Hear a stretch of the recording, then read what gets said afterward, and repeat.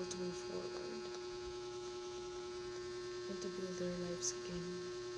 Most importantly, for their salvation.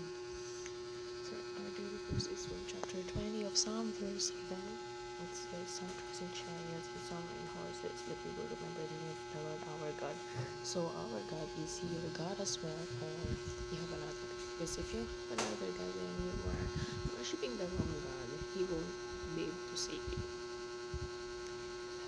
But the Lord Jesus Christ will. He is the only Lord and Savior. Even if you trust in chariots, in strong chariots, and in strong horses, in an army of horses, or in an army of chariots, still they wouldn't be able to save you from the danger of eternal damnation of hell. Only Jesus Christ will. So, who is your God? Who are you trusting? Are you trusting things of the world? Are you trusting your riches? Are you trusting your fame?